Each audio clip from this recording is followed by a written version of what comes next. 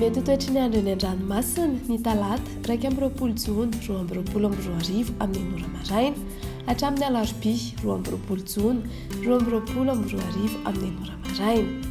Ho an'ny morontsiraka atsinanana Kapitambatra hatrany Kapesta anorana malefaka. Ho avy atsimo asinanana andrivotra ka ho 20 hatramin'ny 470 km isan'ora. Anonjaben'ny ranomasina ahery indraindray avy onja manodidina ny 3 metatra. Kapesta hatrany Mahanoro andrahoana mitsitokotoko ho avy atsimon'ny rivotra ka ho 9 hatramin'ny 18 km isan'ora. Ahatratra 7 km isan'ora indraindray. Anonjabena ahery ranomasina avy onja 2 hatramin'ny 2.5 metatra. Ahatratra 2.4 metatra indraindray noho ny alondrano avy atsimo. Mahanoro hatrany Taolagnaro andrahoana mitsitokotoko ho avy atsimo somary atsimo atsinanana ny rivotra ka ho 7 hatramin'ny 9 km isan'ora.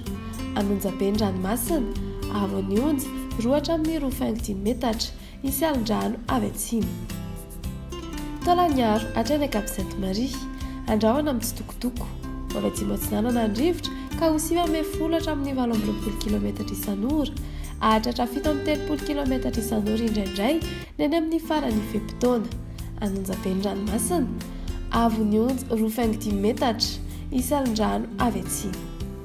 Ho an'ny morontsiraka andrefana Cap-Sainte-Marie hatrany Cap-Saint-Vincent ibalikan'ny masoandro. Ho avy atsimo atsinanana ny rivotra ka ho 20 hatramin'ny 17 km isan'ora.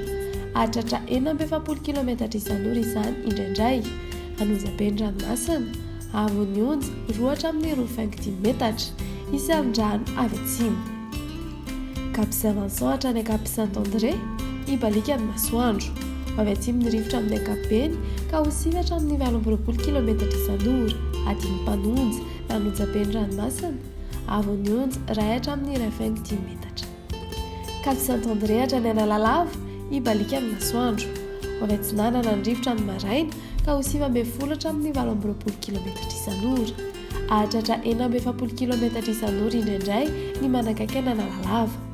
Ho avy andrefana na atsimo andrefana kosa ny tolakandro ka ho 9 hatramin'ny 18 km isan'ora. Adiny mpanonja ny ranomasina avy onja 8.5 hatramin'ny 1 metatra. Analalava hatrany Kapitambatra andrahoana mitsitokotoko na ibalikan'ny masoandro.